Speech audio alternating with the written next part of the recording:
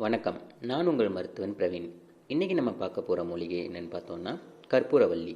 கற்பூரவள்ளியை பல பேர் வீட்டிலே வளர்க்குறாங்க. அது வந்து திடீர்னு சளின்னு வந்தாலோ இல்லை குழந்தைகளுக்கு ஏதாவது சளி பிடிச்சிருந்தாலோ அதை மென்று சாப்பிட்டு வர்றது நம்ம நாட்டில் வழக்கமாக இருக்குது. இது வந்து எங்கெங்கெல்லாம் வளரும்னு பார்த்தீங்கன்னா கேரளம், மைசூர் இந்த இடங்கள்ல ரொம்ப அதிகமாக வளரும். அதை நம்ம எதுவுமே பார்த்து வளர்க்கணும் தேவையில்லை, அதுவே தன்னாலே வளரும். தமிழ்நாட்டில் இதை தொட்டிகளில் வச்சு நம்ம ஒவ்வொருத்தர் வீட்லேயும் வளர்த்து வர்றது ஒரு பழக்கம். இதை பயன்படுத்துகிற முறை என்னென்னு பார்த்தோன்னா இலைகளை தான் அதிகமாக பயன்படுத்துகிறோம்.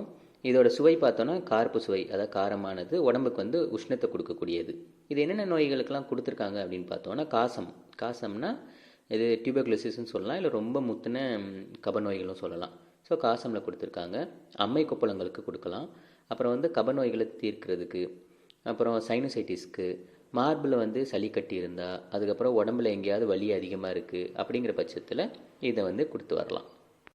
இது பெரியவங்களுக்கு பயன்படுறதை விட குழந்தைகளுக்கு ரொம்பவே பயன்படும். இதெல்லாம் எப்படி கொடுக்கணும், குழந்தைங்களுக்காக இருக்கட்டும் இல்லை பெரியவங்களுக்காகட்டும், என்னென்ன நோய்க்கு எப்படி கொடுக்கணுங்கிறத நம்ம ஒன்றா பார்க்கலாம். இந்த இலையை சாறு பிழிஞ்சு அதை குழந்தைகளுக்கு ஒரு தேக்கண்டிலேருந்து அரை தேக்கரண்டி வரைக்கும் கொடுத்து வந்தோன்னா அவங்களுக்கு உண்டாகும் மாந்தம் போயிடும். அதை எது சாப்பிட்டாலும் செரிக்காமல் மயிறு உப்பிட்டு எதுவுமே சாப்பிட விருப்பம் இல்லாமல் அடுத்து எதுவுமே சாப்பிட மாட்டாங்க. வயிறு மட்டும் உப்பியே இருக்கும், மோஷனும் ஒழுங்காக போகாது. இந்த மாதிரி இருக்கிற குழந்தைங்களுக்கு இப்படி கொடுத்து வரலாம். அடுத்ததாக இதே இலை சாறை நம்ம எடுத்துகிட்டு அதில் கற்கண்டு, ஒன்று பனங்கற்கண்டாக இருக்கட்டும் இல்லை நார்மல் கற்கண்டாக இருக்கட்டும், எதுனாலும் சரி, அதை சேர்த்து குழந்தைங்களுக்கு கொடுத்து வந்தோன்னா அவங்களுக்கு இந்த கபத்தால் உண்டான இருமல் அது வந்து குறைஞ்சி வரும். அவங்களுக்கு அந்த கக்குவான் மாதிரி ட்ரை காஃபாக இருந்தாலுமே இதை கொடுத்து வரலாம். இந்த இலை சாறுகள்லாம் குழந்தைங்களுக்கே சொல்கிறேனே, பெரியவங்களுக்கு எதுவும் கிடையாதான்னு பார்த்தோன்னா இது பெரியவங்களும் சாப்பிட்லாம். பட் இலை சாறு நார்மல் இலை சாரை சாப்பிட்டாங்கன்னா அவ்வளோ பவர்ஃபுல்லாக வேலை பார்க்காது. பட் இந்த இலை சாறுகளை எடுத்துகிட்டு அதை நீர் சுண்ட காய்ச்சணும். அப்படி காய்ச்சி கொஞ்சம் அதை திக்காக்கணும். நல்லா கொஞ்சம் நீர் மட்டும் அதில் போயிட்டு அது கொஞ்சம் கான்சன்ட்ரேட்டாக ஆனதுக்கப்புறம் 4 கிராம்லேருந்து 8 கிராம் வரைக்கும் உள்ளே கொடுத்து வந்தோம்னா பெரியவங்களுக்கு நல்லா கேட்கும். பட் குழந்தைங்களுக்கு இதை கொடுக்குறோன்னு பார்த்தோன்னா அது இந்த அளவுக்கு கொடுக்கக்கூடாது, ரொம்ப கம்மியான அளவில் கொடுத்தாலே போதும்.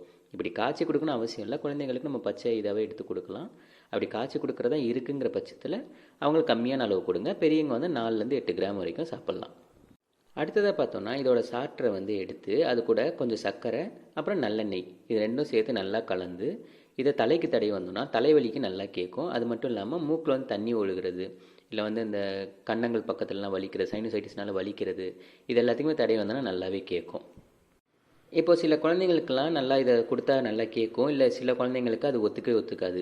அப்படி ஒத்துக்காத குழந்தைங்களுக்கு என்ன பண்ணலான்னு பார்த்தோம்னா இந்த பச்சை சாராக கொடுக்காம அந்த சாரை வந்து இட்லி பாத்திரமோ இல்லை வந்து ஒரு துணியில் வேடு கட்டி அந்த இலைகளை வச்சு பிட்டவியல் முறையில் அதை வந்து அவிச்சு கீழே தண்ணி கொஞ்சம் ஊற்றி அதை அவிச்சு அதுக்கப்புறம் எடுத்து அதை சாறு புழிஞ்சு கொடுத்தீங்கன்னா அந்த பச்சையாக இருக்கிறத விட இது வந்து கொஞ்சம் மைல்டாயிரும்.